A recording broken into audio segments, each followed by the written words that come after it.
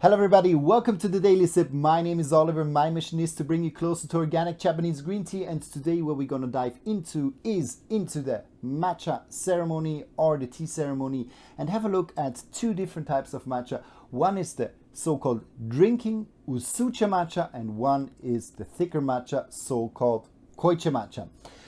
Yesterday I did a video about the difference of culinary grade versus ceremonial grade, but actually in the ceremony or in the tea ceremony there are two different ones. Often when you go to Japan and you just do this kind of touristy, let's say like this, tea ceremony where you drink a matcha is often made with drinking matcha Usucha Matcha. But when you do a longer or the prolonged traditional tea ceremony, which can go over 4 hours, which includes food, drinking, and also the so-called thick matcha or Koicha Matcha, there it is a little bit more dense, nearly syrupy matcha is prepared, and this is a very special matcha, and it is actually a sign of respect that you do include this into the ceremony which you do with your closest friends or with your family or whoever is invited to your tea ceremony.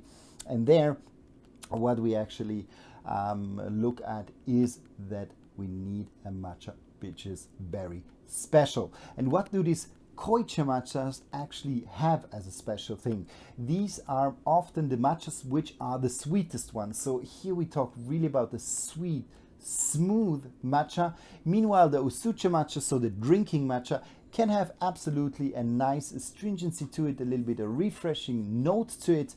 And this, when you use them for the Koicha Matcha, can result in a little bit a too bitter matcha. So both we talk about ceremonial grade matchas, but they are just differently used. The nice thing about the Koicha Matcha is actually that you're able to have it on the one hand from as a Koicha Matcha, so as the thicker matcha, but you can also drink it as Usucha, so the drinking form or the more liquid form. So for this I brought two matchas from Mr. Nakai. Here we actually have a Koicha Matcha and an Usucha Matcha. One is from the Yabukita cultivar, so a cultivar which is the most spread also as a cultivar in Japan. We talk about 80% of all the yield in Japan from green teas coming from Yabukita in Shizuoka, so the biggest region is even going up to 95%. A very common matcha and a very common also tea breed which is used for senchas up to matchas and also gyokuros. Here we have okumidori matcha. Okumidori is a very small amount of okumidori is actually made. We talk here between 1 and 2% of all the tea plants in Japan are actually made with okumidori, so quite a small amount of tea. So it's more it's not a rare tea, but you don't find it that easily. Mainly cultivated in the south. Here with these two matchas we are in the region of Wazuka, close to Uchi, around 20 minutes by car from Kyoto. And what we can see just when we have a look at these two matchas, so I just opened them up, and what is nice to see between these two, you can see that actually the Koicha Matcha, so this one here is a little bit of a darker green, while this one here is a little bit brighter in terms of color. I just turn it, try to bring it into the light, and this one here you see it's a little bit of a more darker, nearly olive green. Both of them are very green in their forms, both of them are very green in their colors, both of them are highly appreciated as just a nice drinking matcha. So here we are completely abandoning the culinary or cooking grade matcha and really focusing on the high quality, high grade matchas. Now let's dive directly into the brewing of these two matchas. So what do we need for the Usucha Matcha, so the typical drinking matcha? Half a teaspoon of matcha like this, and we're gonna sift it through. This is now the Koicha Matcha, so the thicker matcha, but we're gonna brew it in Usucha style. So it doesn't mean that a Koicha Matcha you can only do the thick matcha with it. What actually will be kind of noted is that when you use a Koicha Matcha for the Usucha, so the drinking form, then you definitely have a very sweet matcha. Good, let's go in here and take the same amount, also half of a teaspoon of this matcha, and we're gonna sift it through in the same way. Around 2 grams. This is the normal amount of matcha I'm using for this drinking matcha. Normally people say between 70 and 100 milliliter. I will use around 100 milliliter for this one here. So just put this down. Again, for you to see, sifting brings a very, very fine powder. You can see it already drops. But here, for example, you see it very, very well. It broke as well, but nothing bad happening with this. So we're just gonna pour 100 milliliter of water into this one here.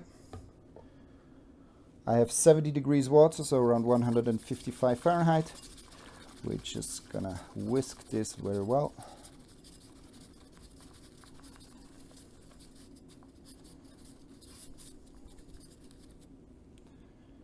Good. So, voila. Then we're gonna pour. This is the Usucha Matcha now. So drinking matcha. Put this aside here. Then we do the second one. Also 100 milliliter. Same process here. And we're gonna put it down in the water.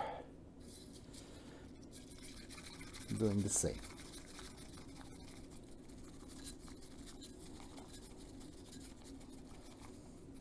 Good. Put these tins aside. Yeah, voila. Have the same here. Good. I hope I use the same amount. Otherwise, I'm gonna. Yeah, it's not so bad. Okay, good.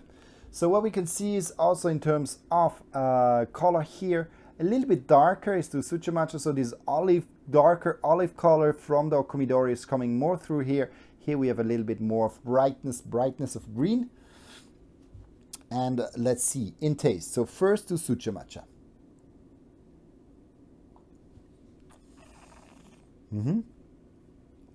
Nice florally sweetness.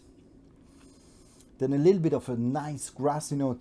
Yabukita, I must say I like it a lot in the matcha because it's quite a versatile, and that's why I consider Yabukita quite a strong Usucha, quite a strong drinking matcha, because you have a strong kind of this little bit veggie green fresh cut grass note, which is quite present in this tea, making it able also to be more versatile, used for drinking matcha pure, but you can also mix it with a plant-based milk and the matcha will still get through. So this is what I personally like about it. In the end, there's a slight citrusy note, a little bit of astringency coming out. This is something Yabukita shows as well, because it's very broad. So you start with more floral, sweet tone, then you go more in the grassy, and then it ends with the citrusy, beautiful citrusy note, a little bit showing an astringency, a little bit showing a freshness in the tea. So Yabukita as a drinking matcha, very broad, so a nice taste experience. If you want to go there with the Usucha Matcha, and the Yabukita can really cover this well. If you're very sensitive to the astringency, this tea might have a little bit of an astringent touch too much for you. Good. This was now the drinking matcha number 1. Now, we took the Koicha Matcha, so the thicker matcha, more sweeter matcha. So I expect here more sweetness, smoothness, maybe a little bit more creaminess, and less astringency, because the Koicha Matcha has to be less astringent, that you can use a more intense, a more dense, a more syrupy matcha for later when we do the Koicha Matcha. And this one here will actually be then the one which should stand out when we do the Koicha Matcha, but does it also stand out when we do the Usucha Matcha, so the drinking matcha?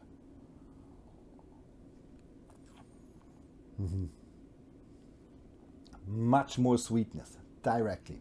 So a very smooth, kind of round, beautiful taste of the matcha.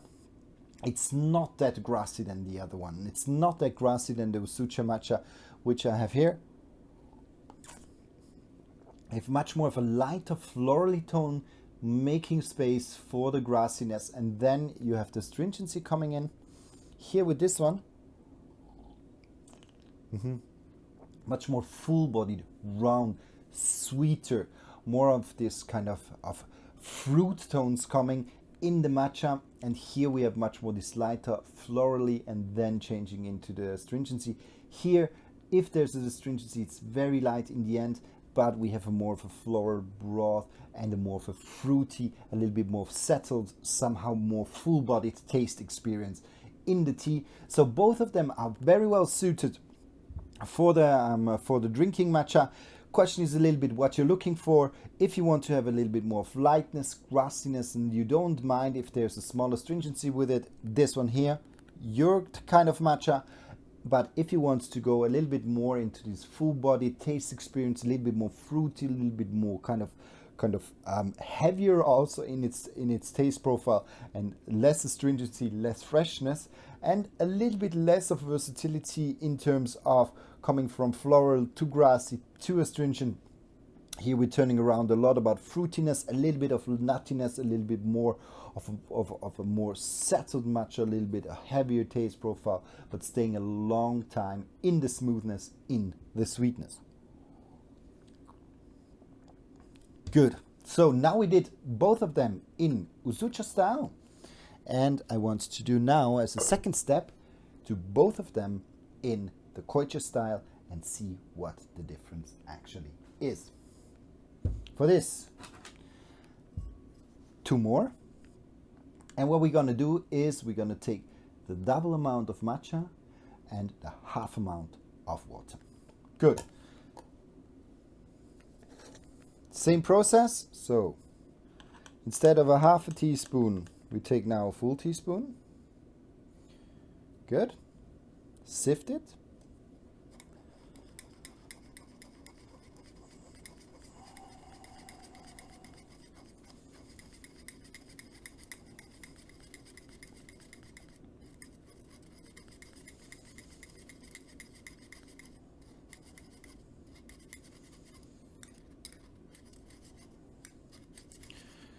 Takes a little bit longer as it is more powder,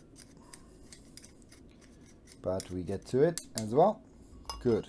Then next one will be then the Okomidori Koicha Matcha, also a full teaspoon, same amount, and we're gonna sift it through.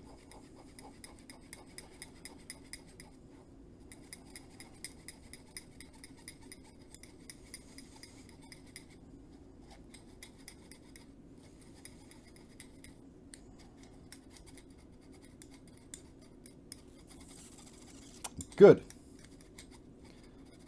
Then this is done. So we can see already that we have much more matcha which is used. So you see the amount of matcha I used here for both of them, quite big, and we're gonna use just the half amount of water. So first one, just a little bit, and voila. And we're gonna whisk this.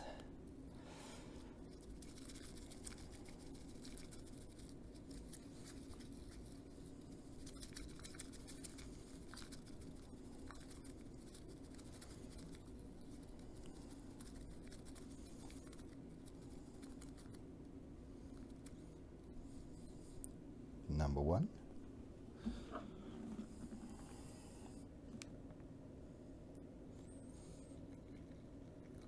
And number 2.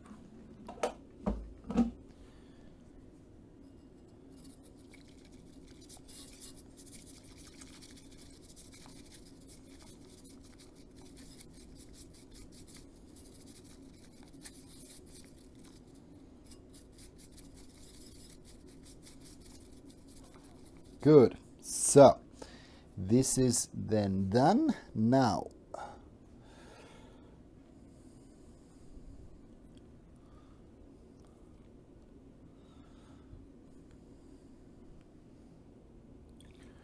just get rid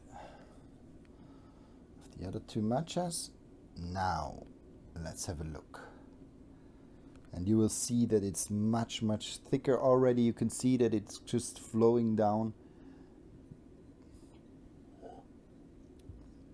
much slower, and it really becomes a little bit this syrupy matcha. You can really see it. Much thicker. Nearly creamy here, you can see it. And the same for the other one.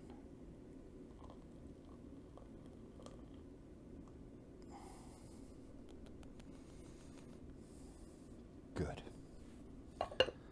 And now let's put this aside.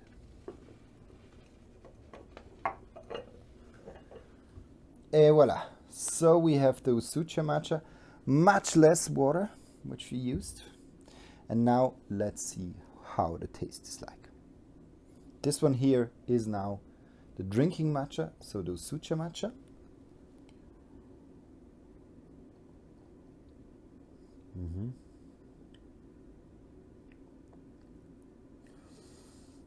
And here I now can see the problem of the Usucha Matcha, of the Yabukita Matcha. It's very strong in its vegetal tone when it's in this drinking matcha form, but here the astringency is really coming to the top. So it's very much on this astringent, on this fresh, and it develops even further in my palate. So I get a lot of astringency with this tea here.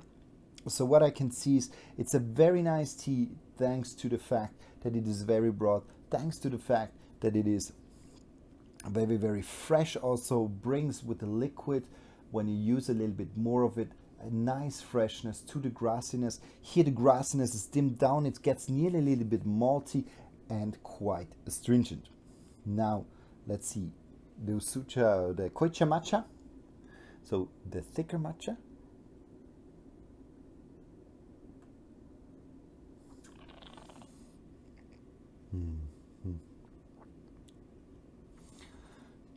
Very different. So here we get a much stronger fruity and sweet flavor of the matcha, and it's quite a big difference.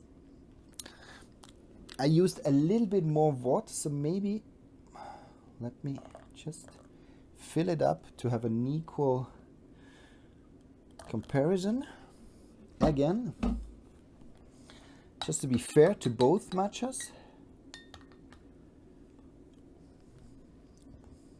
So again, the drinking matcha.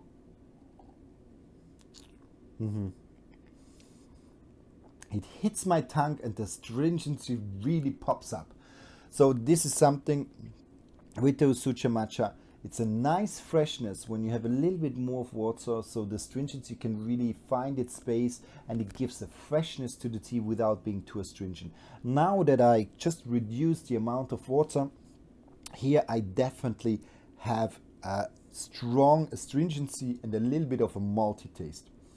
When I go with this one here,